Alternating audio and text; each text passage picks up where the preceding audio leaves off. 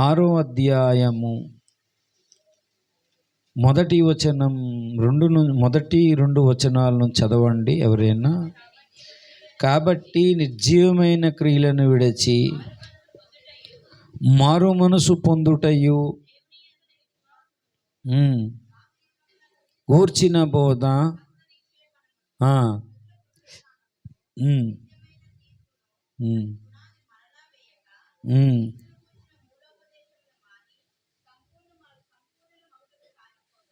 దేవుడు ఈ పరిశుద్ధ వాక్య భాగమును దీవించునుగాక. దేవునికి స్తోత్రం.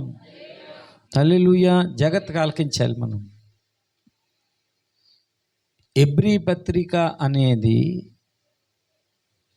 యూదుల్లో నుంచి విమోచన పొందిన వారికి రాసేయడని ఒక వాదన ఉంది. బైబిల్ అనేది 2 రకాల యూదులు ఉంటారు బైబిల్లో. భౌతికమైన యూదులు ఇశ్రాయేలులో ఉన్నారు. ఆత్మ సంబంధమైన యూదులందరూ క్రీస్తుతో సమాధాన పడి అంతరంగములో యూదులు వీళ్ళు. వాళ్ళకి కూడా ఈ పత్రిక అవసరం. ఇశ్రాయేల్ జనాంగం ఎంత ప్రాముఖ్యమైన వారో దేవునితో సమాధాన పడిన ఆత్మీయ ఇశ్రాయేలైన క్రైస్తవులు కూడా దేవుడికి అంత ప్రాముఖ్యం కలిగిన వాడు. ఇది గుర్తుపెట్టుకోవాలి ఈ మాట. అయితే ఇందులో మనకి 6 పునాదులు కనిపిస్తాయి. పునాది మరలా వేయక అన్నాడు. 6 పునాదులు కనిపిస్తుంది. అందులో మొట్టమొదటి పునాది మారు మనస్సు ఉండాలి. ఆ మారు మనసు లేకుండా బాప్తిస్మాలు ఇవ్వకూడదు. మారు మనస్సు అంటే వాడు సువార్తను నమ్మి మారు మనసు పొంది పాపాన్ని కొరకు పాపక్షమాపణ కొరకు ప్రార్థన చేయాలి. మొదటి 3 పునాదులు రక్షణను గూర్చి సంబంధమైనవి. మొదటి 3 పునాదులు ఒక వ్యక్తి రక్షణ పొందుటలో మారు మనస్సు, విశ్వాసము, బాప్తిస్మ, ఇది రక్షణను గూర్చిన సిద్ధాంతాలు తెలియజేస్తాయి. 3 బాప్తిస్మంలో మళ్ళీ 2 రకాలు: నీటి బాప్తిస్మము, ఆత్మ బాప్తిస్మం. ఇంకా కొద్దిలోతుకి వెళ్తే అగ్ని బాప్తిస్మం కూడా ఉంది. అంటే అగ్ని బాప్తిస్మం అంటే ఏం లేదు, పరిశుద్ధాత్మ దేవుడు అగ్నితో మనల్ని ఏం చేస్తాడు, దహించి వేస్తాడు. మనలో ఉన్న పాపాలన్నీ కాల్చేస్తాడు పట్టుకొని. ఆ వ్యక్తి అద్భుతంగా మండుచున్న జ్వాల్లా తయారవుతాడు, ప్రజ్వలించే కాగడాలా తయారవుతాడు ఆ వ్యక్తి. ఎవడు ఆ వ్యక్తిని ఆర్పలేడు. తర్వాత ఏం చెప్పారు? తర్వాత మృతుల హస్తనిక్షేపణ అనేది సేవకు సంబంధించింది ఒక పునాది ఉంది. మిగిలిన 2 ఏమున్నాయంటే 2వ రాకడను గురించి తెలియజేస్తున్నాయి. మృతుల పునరుద్ధానము అనేది బైబిల్లో ఉన్నది. దేవునికి స్తోత్రం. హల్లెలూయా. ఈ మృతుల పునరుద్ధానం గూర్చిన ఆనాడు 12 మంది సాక్షులను పెట్టాడు. అపోస్తుల కార్యములు 1వ అధ్యాయం. అపోస్తుల కార్యములు 1వ అధ్యాయం చూడండి. 22 చదవండి ఎవరైనా.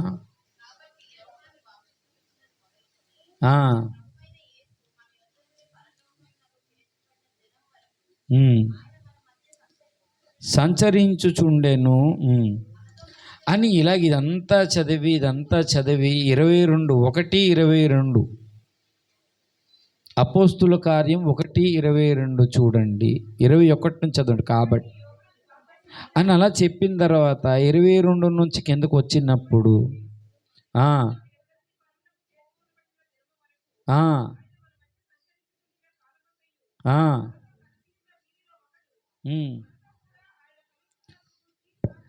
అపోస్తులు అనగా అర్థం ఏంటంటే యేసయ్యని దగ్గరుండి మరణాన్ని జయించడం చూశారు వీళ్ళు.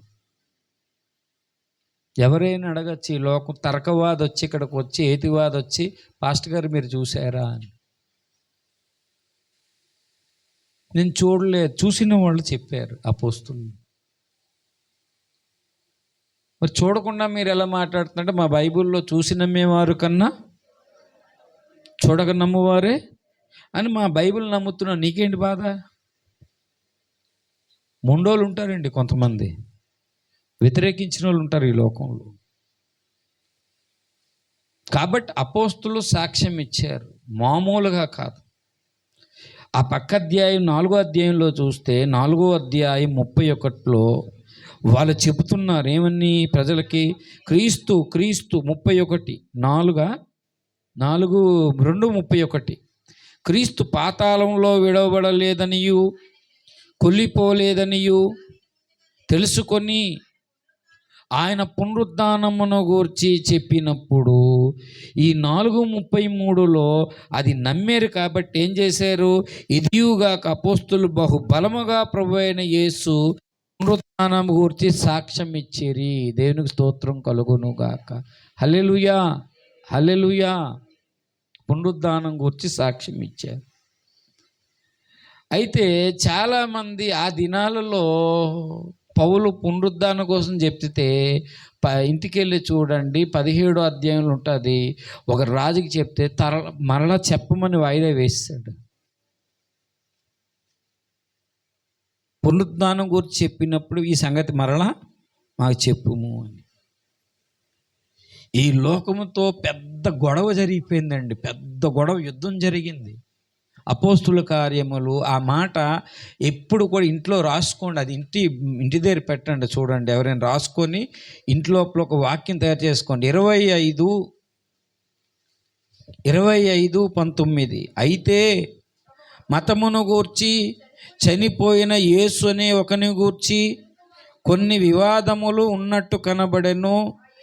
ఆ యేసు బ్రతికి ఉన్నాడని పౌలు చెప్పాను. దేవునికి స్తోత్రం కలిగినుగాక. ఈ లోకానికి నచ్చలేదు, మా దేవుళ్ళు ఎవరు బ్రతకలేదు, మీ దేవుడు బ్రతకడం ఏంటని చెప్పి మొదటి నుంచి క్రైస్తవ మతం అంటే నచ్చదు ఎవరికి. ఆ దినములో క్రీస్తు మార్గాన గూర్చి గొప్ప అల్లరి జరిగిందని రాశాడు అపోస్తుల కార్యంలో. పౌలు దొంగతనం చేశాడో వ్యభిచారం చేశాడో ఏం చేశాడని కాదండి, పునరాత్మ అంటే యేసు బ్రతికాడని చెప్పాడని తీసుకెళ్ళి జైలు వేశాడు. ఆ రాజు దగ్గర కూడా ఎంత చక్కగా చెప్తున్నాడు చూడండి. 24కి రండి. 24 రాజు దగ్గరికి వెళ్ళి ఏం చెప్తున్నాడు, ఏమని చెప్పాడు, 13, 14, 15 నేరం మోపారు. ఏం నేరం మోపారంట, ధర్మశాస్త్రంలో ఉంది పునరుద్ధానం గురించి, ప్రవక్తల గ్రంథంలో ఉంది యేసు తిరిగి లేస్తాడని. నీతిమంతులకు ఇక్కడ పౌలు ఒక మంచి సబ్జెక్ట్ లేవనెత్తాడు. ఏం చెప్పాడు, పునరుద్ధానం అనేవి 2 ఉన్నాయి. ఎన్ని ఉన్నాయి, 2 ఉన్నాయి. ఈ పునరుద్ధానముల్లో ఏంటంటే నీతిగా యేసునందు విశ్వాసం ఉంచు వారికి, బ్రతికే వారికి పునరుద్ధానం ఉంది. దేవుని నమ్మని వారికి కూడా పునరుద్ధానం ఉంది. అంటే దేవుని నమ్మే వాళ్ళకి పునరుద్ధానం ఉందంటే ఓకే, కానీ నమ్మని వాళ్ళకి ఎందుకు పునరుద్ధానం ఉంది? చాలామందికి డౌట్ రావచ్చు, అసలు పునరుద్ధానం అంటే ఏంటంటే దేవుని బిడ్డలారా ఇక్కడ తెలియాలి. బైబిల్లోనే చాలామంది చనిపోయి తిరిగి లేచారు. మీరు మత్తయి సువార్త చూడండి, మార్కు సువార్త చూడండి. కొంతమంది ఏం చేస్తారంటే పరిశుద్ధులు సమాధుల్లోంచి లేచి వచ్చారు, అది పునరుద్ధానం కాదు. యాయీరు కుమార్తె లేచింది, అది పునరుద్ధానం కాదు. ఎబ్రీ పత్రికలో కొంతమంది విశ్వాసం వల్ల తన భర్తలను పునరుద్ధానం పొందారు, అది పునరుద్ధానము కాదు. పునరుద్ధానం అంటే అర్థం ఏంటంటే ఇందాక చెప్పాను, మహిమ శరీరము దాల్చడమే పునరుద్ధానము. దేవునికి స్తోత్రం కలుగును గాక. కొంతమంది తిరిగి లేచాడు, కానీ శ్రేష్టమైన పునరుద్ధానం అనేది ఒకటి ఉన్నది. పునరుద్ధానములో దేవుని బిడలారా సార్వత్రిక పునరుద్ధానం అనేది ఒక 2 ఉన్నాయి. ఆ 2 పునరుద్ధానాలు దానియేలు గ్రంథము 12 పేర్లు పెట్టాడు చూడండి. పేర్లు ఏం పునరుద్ధానాలు, దానియేలు 12:3లో ఏమని రాయబడి ఉందో చూడండి. దానియేలు, ఇది మీకు తెలుసుకోవాలి, ఎవరైనా లోకస్తులు అడిగితే చెప్పాలి. బుద్ధిమంతులైతే ఆ, ఆ, ఆ, ఆ, ఆ, ఏం చదువుతున్నారమ్మా? ఆఖరి అధ్యాయం 12:3 చదువుతున్నారా? అక్కడ అక్కడ పునరుద్ధానం గురించి ఏమీ రాయబడలేదా? 12:2 సమాధములోంచి నిద్రించేవారు అనేకులు.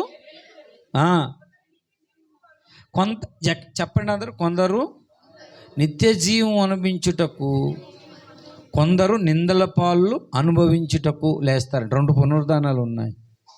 నిత్య జీవం అనుభవించే వాళ్ళు నీతిమంతులు నిత్యము హేయులవుతారు.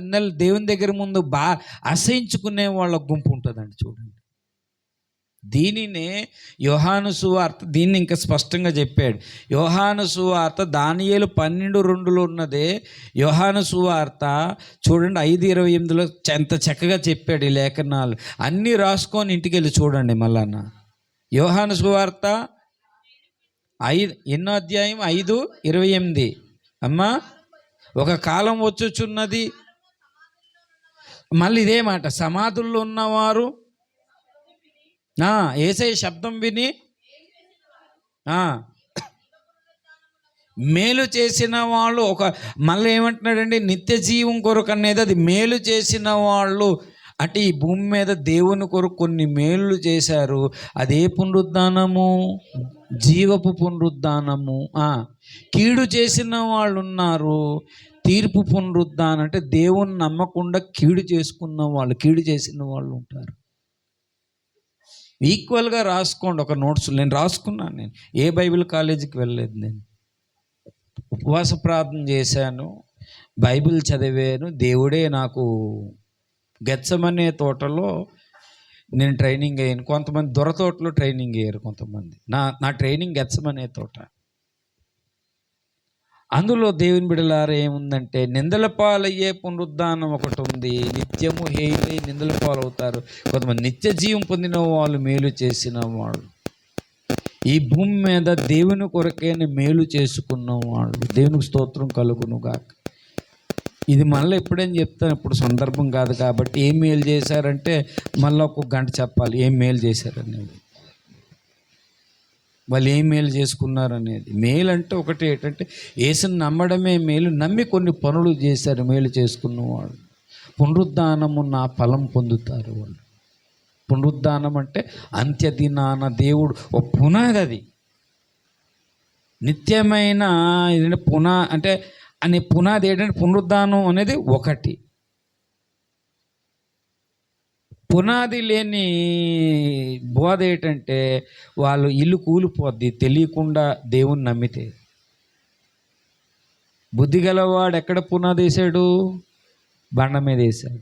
బుద్ధి లేనివాడు ఎక్కడ పునాది వేసాడు? ఇసుక మీద వేసాడు.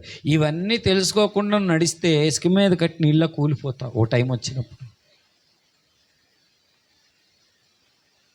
కాబట్టి 2 రకాల పునాదులు ఉన్నాయి. ఒక పునాది ఏమో నీతిమంతులకు పునాది ఏముంది? పునరుద్ధానం ఉంది. రెండోది అదే దానియేలు గ్రంథంలో చెప్పాడు, అదే యోహాను సువార్తలో చెప్పాడు అని చెప్పి వీళ్ళు మతభేదం అని పేరు పెట్టారు మాకు. ఆ మతభేదం పెట్ట నా పితరులు సేవించిన ఏంటి? ఈ మార్గం చొప్పున నేను సేవించుచున్నానని అన్నాడు. అద్భుతమైన మాట. ఏమన్నాడండి? ఏమన్నాడు? ధర్మశాస్త్రము ప్రవక్తల గ్రంథముల యందు రాయబడి ఉన్నవనియు నమ్మి నీతిమంతులకు అనీతిమంతులకు పునరుద్ధానం కలగబోచున్నదని వీరు నిరీక్షించున్నట్టు వాళ్ళు కొన్ని గ్యాంగులు ఉన్నాయి. సద్దుకయ్యలు పునరుద్ధానం నమ్మరు. పరిసయ్యులు అన్నారు 2 నమ్ముతారు వీళ్ళు. మనిషి తిరిగి లేస్తాడని. ఈనాడు దేవుని బిడ్డలు మళ్ళీ 7 పునరుద్ధానాలు ఉన్నాయని బోధ చేస్తారు. 7 లేవండి, 2 ఉన్నాయి పునరుద్ధానాలు. అయితే మనము పొందవలసిన పునరుద్ధానములు ఉన్నాయి దేవుని బిడ్డలారా. అవి 3 మనము పొందవలసిన పునరుద్ధానములు ఉన్నాయి. ఏంటా 3? మనం యేసుతో చనిపోయాం అనేది భౌతికంగా చనిపోయామా, ఆధ్యాత్మికంగా చనిపోయామా? మనం మోహన, ప్రశాంత్, యేసుతో చనిపోయామంటే భౌతికంగా చనిపోయామా, ఆధ్యాత్మికంగా చనిపోయామా? మన పాపములన్నీ ఆయన మీద వేసుకొని ఆయన చనిపోయినట్టు యేసు లేచేటప్పుడు మనం కూడా ఏమవ్వాలి? లేవాలి అనేది మూడు ఉన్నాయి. అలా లెగాలి మనం. లేకపోతే ఈ పునరుద్ధానానికి ఒక అర్థం ఉండదు. ఈ పునరుద్ధానం ఇది తెలుసుకోకపోతే దీనికి ఒక అర్థం ఉండదు. ఈ పండగ నీలో నెరవేరాలి. పునరుద్ధానం అనేది ఒక పండుగ. వినేసి వెళ్ళిపోవడానికి కాదు. ఎప్పటికైనా నేను యేసుతో నా పాపాలన్నీ నా మీద మోపక యేసు మీద మోపాడు. అలాగా నా కొరకు ఆయన శిక్ష అనుభవించాడు, ఆయన తిరిగి లేచాడు, నేను కూడా తిరిగి లేగాలి ఆధ్యాత్మికంగా. 3 విషయాల్లో పిల్లలకు కూడా ఇదే చెప్పాలి. సండే స్కూల్లో పునరుద్ధానం గురించి మాట్లాడాలి. లేకపోతే రెండే రాక్షల కోసం వాళ్ళు నిరీక్షించరు ఎవరును. చాలా సంఘాల్లో పునరుద్ధానం అంటే ఏంటో తెలియట్లేదు. ఈ మట్టి శరీరము సడన్గా మహిమతో నింపబడుతుంది. అంటే ఏం తేడా? మట్టి శరీరానికి మహిమ శరీరం అంటే, మట్టి శరీరం ఇలాగ నడిస్తే ఈ గోడ అడ్డొస్తుంది, అదే మహిమ శరీరానికి గోడలోంచి వెళ్ళిపోతారు. ఇప్పుడు మీలో ఎవరికైనా మహిమ శరీరం ఉందనుకోండి, పాస్టర్ గారు గంటలు తరబడి బాగుతున్నట్రా పట్టుకొని, దొరికితే వదలట్లేదని చెప్పి మీరు ఎక్కడే ఉంటారు, ఇంటికి వెళ్ళి సైలెంట్గా భోంచేసి మళ్ళీ వచ్చేస్తారు పట్టుకొని. తెలియదు ఆడు ఎప్పుడు వెళ్ళాడో ఎప్పుడు వచ్చాడో తెలియదు. అక్కడే ఉన్నట్టుంటుంది మహిమ శరీరం దాల్చిన వాడు. ఆకాశమే వద్దండి, ఎక్కడికైనా వెళ్ళగలడు, నీటిలో ఎక్కడికైనా తిరగలడు. అసలు ఆడికి ఆటంకం అంటే లేదు. అది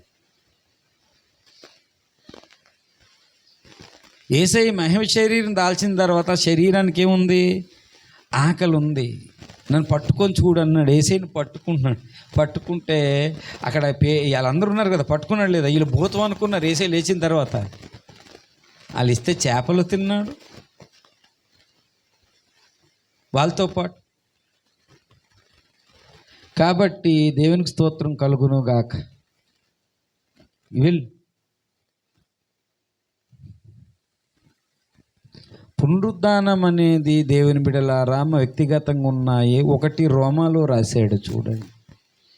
3 పునరుద్ధానాలు అన్నాను కదా, చాలాసార్లు ఇది జ్ఞాపకం చేస్తున్నాను. ప్రతిసారి జ్ఞాపకం చేసుకోవడం మనకు ఆశీర్వాదకరం.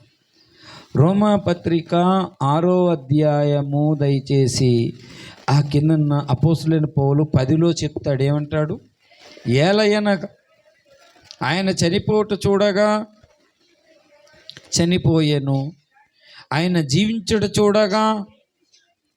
పాప విషయమే యేసయ్య జీవించాడు. జీవించడు చూడగా ఎవరి కొరకు బ్రతుకుతున్నారు? దేవుని కొరకు బ్రతుకుతున్నారు. దేవునికి స్తోత్రం. ఇక్కడున్న భార్యలు ఉన్నారు, భర్తలు ఉన్నారు, పిల్లలు ఉన్నారు. మా లక్ష్మమ్మ ఎవరి కొరకు బ్రతుకుతున్నామంటే మనవుల కోసం బ్రతుకుతుంది. ఆవిడ కూతురు పిల్లల కొరకు బ్రతుకుతుందని కాదు. నన్ను అడిగిన నా భార్య కొరకు, నా పిల్లల కొరకు, వీళ్ళ కొరకు కాదు. నా భార్య అయినా పిల్లలైనా ఎవరైనా చెప్పాలి ఏంటంటే దేవుని కొరకు మనం బ్రతకాలి. దేవుని కొరకు బ్రతికితే కరెక్ట్గా ఈ రిలేషన్స్ కరెక్ట్గా ఉంటాయి.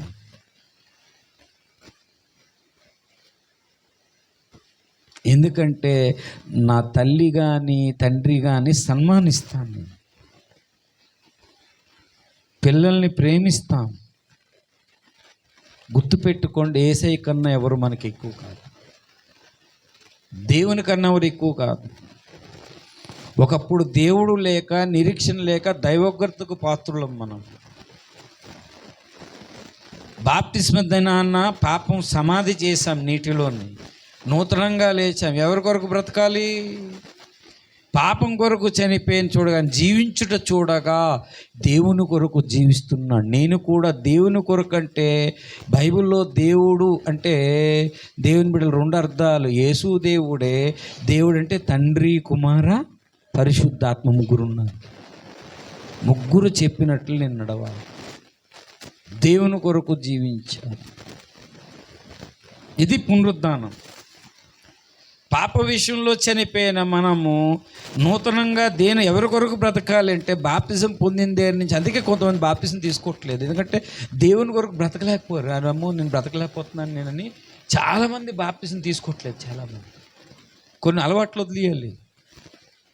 అమ్మో లోకమంతా ఆకర్షించింది, ఎంత ఆశ పెట్టేసుకున్నారు ఆ లోతు భార్యలాగా. బాప్తిస్మం పొందని వాళ్ళు ఈనాడు క్రైస్తవ సమాజం, క్రైస్తవులే కానీ వీళ్ళు బాప్తిజం పొందట్లేదు. ఎందుకు పొందట్లేదంటే కారణము ఈ లోకంలో అన్నీ విడిచిపెట్టియాలి, దేవుని కొరకు బ్రతకాలి. కొంతమంది బాప్తిజం తీసుకున్నారు కానీ మొదట్లో మంచి తీర్మానం ఉంది కానీ ఈ దినాల్లో దేవుని కొరకు బ్రతికేవాళ్ళు లేరు. ఏదో బైబిల్ చదివామా, ఆదివారం వెళ్ళామా, కానుకేసామా, వచ్చామా అన్నట్టు ఉండాలి. అది దేవుని కొరకు బ్రతికేవాళ్ళు. అపోస్తులుడైన పౌలు ఈ ప్రత్యక్షతను కలిగి ఆయనకి ఎలా తెలుసు?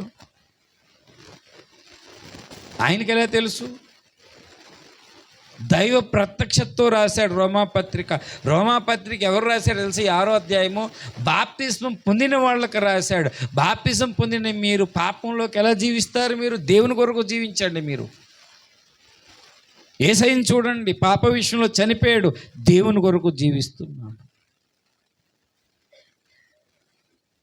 యేసును పోలిన నన్ను చూడండి, నేను ఎలాగున్నాను అని చెప్పాడు. గలతీ పత్రిక 6వ అధ్యాయం 14వ వచనం చూడండి.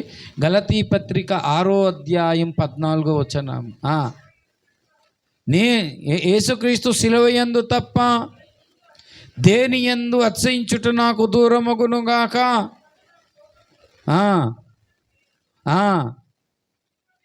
యేసును పోలే నడిచాడన్నాడు కదా. యేసయ్య లోక విషయంలోని చనిపోయాడు. అదే యేసును పోలిన పౌలు ఉన్నాడు. డైరెక్ట్గా యేసు కోసం చెప్పకుండా యేసును పోలిన పౌలు చెప్తున్నాడు. లోకానికి ఈయన సిలువ వేశాడంటే లోకం ఈయనకి సిలువ వేసిందంట. సిలువ అంటే అర్థం చనిపోవటం. సిలువ మోసి మోసి మోసి యేసయ్య అయిపోయాడు, చనిపోయాడు. పౌలు విషయంలో లోకము లేదు, లోకం విషయంలో పౌలు లేడు. అంటే లోక విషయంలో చనిపోయిన పౌలు ఎలా బ్రతికాడంటే పత్రికలన్నీ ఆలోచిస్తే పరలోకం కొరకు బ్రతికాడు. దేవునికి స్తోత్రం కలుగును గాక. ఈ లోక విషయంలో చనిపోయిన వాడు తిరిగి పునరుద్ధానం లేవడం కదా. దేని కొరకు నువ్వు బ్రతకాలంటే పరలోకం కొరకు బ్రతకాలి. దేవునికి స్తోత్రం కలుగును గాక. మొట్టమొదటిది ఏంటంటే దేవుని బిడలారా, మొట్టమొదటిది పాప విషయమే చనిపోయిన మనము దేవుని కొరకు బ్రతకాలి. ఆ దేవుడిచ్చిన పరలోకం కొరకు బ్రతకాలి ఈ భూమి మీద. మూడవది మనం చెప్పుకున్నాం, గలతీ పత్రిక 2వ అధ్యాయము 20వ వచనములో ఏమనుంది? నేను క్రీస్తు కూడా సిలువ వేయబడ్డాను, చచ్చిపోయాను, ఇదిగో తిరిగి లేచాను, జీవించువాడను నేను కాదు. అంటే ఈయన ఎవరి కొరకు జీవించాడంటే నేను అనేది పక్కన పెట్టి క్రీస్తు కొరకు జీవించాడు. దేవునికి స్తోత్రం. క్రైస్తవ జీవితానికి ఒక నిత్యమైన విలువ, నీకు జీవితానికి ఒక విలువ రావాలి అంటే, ఒక వాల్యూ ఉండాలి అంటే దేవుని బిడ్డలారా, వాల్యూ ఎప్పుడు వస్తుంది చూడండి. ఒక నీళ్ళు బాటిల్ ఉందనుకోండి, దానికి వాల్యూ ఎంత? 20 రూపాయలు ఫిల్టర్ చేసిస్తే. అదే పాలు తీసుకెళ్ళి ఇచ్చానుకో, లీటర్ ఎంత? 60 రూపాయలు. అదే పాలతోటి మీగడ తీసి మంచి మంచి స్వీట్స్ చేసానుకోండి, వాల్యూ ఎంత? 400. కాజు బర్ఫీ తింటే ఇంకా కాస్ట్లీ కూడా ఉన్నాయి, 2000 కూడా ఉన్నాయి. అలాగా క్రీస్తులో నీకు వాల్యూ ఉండాలి అంటే నీవు 3 విషయాల్లో పునరుద్ధానం చెందాలి. బాప్తిస్మ విషయంలో చనిపోయి నీవు ఎవరి కొరకు బ్రతకాలి? గుర్తుపెట్టుకోండి, సరదాగా చెప్పట్లేదు ఇది. దేవుని కొరకు బ్రతకాలి, పరలోకం కొరకు బ్రతకాలి. తర్వాత క్రీస్తు కొరకు నేను చేయాలి, జీవించాలి. బ్రతకాలంటే జీవించాలి. దేవునికి స్తోత్రం. అందుకు ఆయన ఆ పునరుద్ధాన శక్తి మనకిచ్చాడు. 3 పునరుద్ధానాలు గుర్తుపెట్టుకోండి, ప్రతిసారి గుర్తు చేస్తున్నా. ఇంకో పునరుద్ధానం ఉంది. ఇంకో పునరుద్ధానం ఏంటంటే లాజరులాగా ఆత్మీయ స్థితిలో చచ్చిపోయే పరిస్థితిలో ఉన్నామేమో. అంటే ఆర్థిక ఇబ్బందుల ద్వారా కొంతమంది బాగా చనిపోయే పరిస్థితికి వెళ్ళిపోతారు. కంపు కొట్టి 4 రోజులు ఉన్నట్టు లాజరులాగా చాలామంది అనారోగ్యంతో ఇంకా నా వల్ల చేత కాదని పిల్లల వల్ల విసిగిపోయి, కొంతమంది దేవుని బిడ్డలారు ఆయా పరిస్థితుల్లో విసిగిపోయి అంటే చచ్చిపోయిన పరిస్థితికి వెళ్ళిపోయారు. ఇంకా నా బ్రతికేంటని. అలాంటి బ్రతుకులోంచి కూడా దేవుడు శక్తినిచ్చి నిన్ను లేవనెత్తగలడు అని లాజర్ని, చచ్చిపోయిన వాడిని ఏం చేశాడు? లేవనెత్తాడు. దేవునికి స్తోత్రం కలుగునుగాక. నువ్వు అనుకోవచ్చు ఆ ఉద్యోగం రాదు, నేను ఎంత కష్టపడిన ఇంతే జీతం. ఆ పరిస్థితులన్నీ చాలామంది విసిగిపోయి వేసారిపోయి పేరుకి దేవునితో కాంటాక్ట్ అయ్యి ఉన్నారు, కానీ అలాగా క్రీస్తులు ఏమీ చేయలేదని పరిస్థితుల్లో శరీరానుసారమైన మనసులోకి వెళ్ళిపోతారు క్రైస్తవులు. శరీరానుసారమైన మనస్సు మరణము. అలాంటి వాళ్ళను కూడా దేవుడు జీవం ఇచ్చి ఇంకా నా పరిస్థితి అయిపోయింది, నా ఆర్థిక పరిస్థితి అంటే ఇంకా నాకేది ఇంక అయిపోయింది, నేను ఇంకా లోకంలోంచి వెళ్ళిపోవాలన్న పరిస్థితిలో నువ్వు ఉన్నావేమో. కానీ అలాంటి వారికి కూడా చచ్చిపోయిన స్థితిలో ఉన్నాడు కూడా ఈ భూమి మీద లేవనెత్తగలడు. దేవునికి స్తోత్రం కలుగునుగాక. హల్లెలూయా. అది కూడా నిరూపించాడు పునరుద్ధానం ద్వారా. ఏసై ఏం చేయలేదనుకున్నాడు. అప్పటికి ఏసై పునరుద్ధానం చెందలేదు. చచ్చిపోయిన రోజులైంది, 4 రోజులైంది. వాసన వస్తుంది. అక్కడికి వెళ్ళి ఒకటే కోరుకున్నాడు, ఏంటంటే ఆ రాయి తీయండి అన్నాడు. ఏ రాయి తీయకుండా లేపలేడా? అంటే ఒక పాట నేర్పిస్తుంటే సంఘానికి వచ్చి వాక్యం చెప్తుంటే కఠినమైపోయారు. రాయి అంటే కఠినమైన రాళ్ళు ఎట్టుకున్నారు. ఇంక నాకు ఆర్థిక దీవెన ఉండదు, నాకు రోగం స్వస్థత రాదు, నాకు పలానా పరిస్థితుల్లో నేను అని కఠినమైపోయారు. ఆ రాయి నువ్వు కానీ తీస్తే దేవుని వాక్కు లోపలికి వెళ్ళి చీకట్లోంచి ఏం చేస్తాడు? లాజరు బయటికి రా అని బిగ్గరగా అంటాడు. నీ పరిస్థితి పునరుద్ధాన శక్తి అక్కడ కూడా దేవుడు ఇవ్వగలడు. దేవునికి స్తోత్రం. హల్లెలూయా, హల్లెలూయా. కాబట్టి దేవుని బిడ్డలారా, ఈ పునరుద్ధానం అని చెప్పి మనం ఏదో సంవత్సరానికి ఒకసారి బాధపడే ప్రతి ఆదివారం పునరుద్ధానం గుర్తుపెట్టుకోండి. పునరుద్ధానం అనేది మన జీవితంలో పునాది లాంటిది. పునాది మీద నేను కట్టబడ్డం అంటే ఈ పునరుద్ధానం గురించి ప్రతి ఒక్కరూ సరి అయిన అవగాహన కలిగి ఉండాలి. ఏంటి పునరుద్ధానం అంటే? మట్టి శరీరము మహిమ శరీరంగా మారటం. ఈ పునరుద్ధానం ఎన్నున్నాయి? 2వ పాయింట్ 2 ఉన్నాయి. నీతిమంతులకు అనీతిమంతులకు. 3వ పాయింట్ ఏంటి? వ్యక్తిగతంగా మనం ఏం చేయాలంటే ఆధ్యాత్మికంగా లెగాలి. మనం పాప విషయంలో చనిపోయిన మనము దేవుని కొరకు బ్రతకాలి. లోక విషయం చనిపోయిన మనము పరలోకం కొరకు బ్రతకాలి. నేను అనేది ప్రతి ఒక్కరిలో, నేను అనేది అహం ఉంటుంది ప్రతి ఒక్కరిలో. అహాన్ని ఏ సేవకుల్లో ఉన్న, విశ్వాసుల్లో ఉన్న ఆ వ్యక్తికి ప్రమాదం. అది దేవుళ్ళు ఎదగకుండా చేస్తుంది.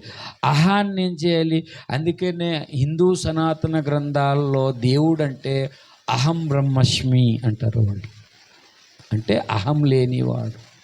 గెత్సెమనే తోట దగ్గర నిరూపించాడు, తండ్రి నా చిత్తము కాదు నీ ఇష్టమే అని నిరూపించాడు. యేసులో ఏం లేదు?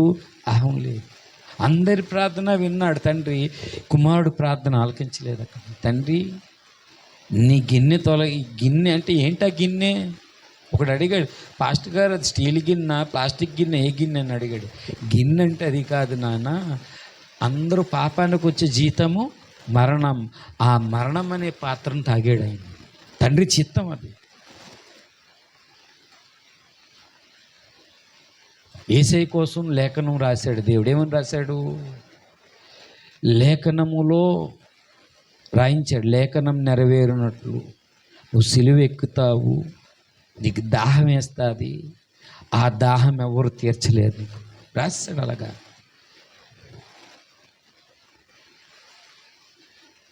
ఎప్పుడండి ఎన్ని గంటలు సిలువ వేసాడు, అన్ని గంటలు చిత్రవద చేశారు. చిత్రవద చేస్తే ఆ వ్యక్తికి లేఖనం నెరవేరినట్లంటే కొన్నిసార్లు లేఖనములో కొన్ని నువ్వు దాహం తీరని పరిస్థితులు వస్తాయి, కొన్ని కోరికలు తీరవు అనుకుంటావు. కానీ యేసయ్య దాహం తీర్చడానికి ఒక రూట్ ఉంది. ఏంటంటే అలుపులైన వారికి నువ్వు వెళ్ళి నీళ్ళు ఇస్తే ఆయనకి దాహం తీరినట్టు. సిలువలో మాట ఆయన దాహం నెరవేర్చాలి అంటే కొన్నిసార్లు లేఖనాల్లో కొన్ని విషయాల్లో దేవుడు నెరవేర్చాడు. అంటే దాహం తీరకూడదు, వేసేది చేదు చెరకిచ్చాడు, తాగలేదు. కొన్ని నెరవేరవు మనకి, అయినా కూడా దేవుని వెంబడించాలి మనం. ఎవరండి అలాగుంటారు? కుమారుడు అలాగుండిపోయాడు. తండ్రి దప్పిక కొనొచ్చున్నానన్నాడు. లేఖనాల్లో ఆయన దప్పిక తీర్చకూడదు ఎవరును. తండ్రి చిత్తం అది. అంటే కొన్నిసార్లు సమాజంలో కొన్ని దాహాలు ఉంటాయి. ఆ దాహము దేవుడు తీర్చకుండా ఆపేస్తాడు. ఎందుకంటే ఈ మాట నెరవేరాలి. కానీ దేవునికి దాహం తీర్చేది ఏంటంటే ఆయన పేరట ఎవరికి ఆహారం పెట్టినా, దాహం తీర్చినా, జైలుకెళ్ళి చూసినా, రోగి చూసినా సరే ఎవరికి చేసినట్లు లెక్క? దేవునికి చేసినట్లు లెక్క అనేది అలా నెరవేరుతుంది. కాబట్టి అన్నీ కూడా ఈ భూమి మీద మాదిరించిపోయాడు. దేవునికి స్తోత్రం, హల్లెలూయా, హల్లెలూయా. కాబట్టి యేసయ్య దేవుని కొరకు బ్రతికాడు. యేసును పోలిన పౌలు పరలోకం కొరకు బ్రతికాడు, క్రీస్తు కొరకు బ్రతికాడు. 3 పునరుత్థానం చెప్పుకోవడం కాదు, ఇది మనం ఆచరణలోనికి రావాలి. అలాగొస్తే నీలో నుంచే పునరుద్ధాన శక్తి లోకానికి వెళ్తుంది. నువ్వు ఇలాంటి శక్తితో ఉన్నావు అనుకో, ఆ బలముతోనే నువ్వేం చేస్తావు? అపోస్తులు బహుబలముగా పునరుద్ధానాన్ని ప్రకటించారు. పునరుద్ధానం ప్రకటించడం అంటే గొడవెట్టుకోవడమే. తీసుకెళ్ళిపోయారు, జైల్లో పెట్టారు. ఈ పౌలు యేసయ్య బ్రతికున్నాడని, వాళ్ళ దేవతలు ఎవరో బ్రతికలేరు. అది డిఫరెన్స్ వచ్చింది. అందరూ అటువైపు వెళ్ళిపోతున్నారు. అమ్మోయ్ బ్రతకడం ఏంటని చెప్పి మతం కోసం చూడండి, దొంగతనం చేయలేదు, వ్యభిచారం చేయలేదు, తీసుకెళ్ళి పునరుద్ధానం ఉందని చెప్పినందుకు జైల్లో వేస్తారు ఆయన. అంత్య దినాల్లో క్రైస్తవులకు కూడా అంతే బాధ వస్తుంది. ఈ పునరుద్ధానం గురించి అయినా అపోస్తులు ఆగలేదు. ఏం చేశారు? పునరుద్ధానాన్ని ప్రకటించారంటే ఏసి తిరిగి లెగాలంటే ముందు ఆయన జననాన్ని ఏం చేయాలి? ప్రకటించాలి. ఆయన మరణాన్ని ప్రకటిస్తేనే కదా పునరుద్ధానం గురించి ప్రకటన చేయగలుగుతాం. కాబట్టి మనం ఎక్కడ ఉన్నా సరే ఎవ్వరికీ భయపడనక్కర్లేదు. యేసయ్య సువార్త ప్రకటించాలి. ఆత్మలో మటుకు మనము దేవుని విషయంలో, పరలోక విషయంలో నేను అనేది సిలివేసి దేవుని కొరకు మనం బ్రతుకుద్దాం. మన ద్వారా పునరుద్ధాన శక్తి లోకాన్ని ఏం చేస్తుంది? అనేకులు మారుస్తుంది. దేవుడి ఈ మాటలు దీవించునుగాక. ప్రార్థన చేసుకుందాం అండి.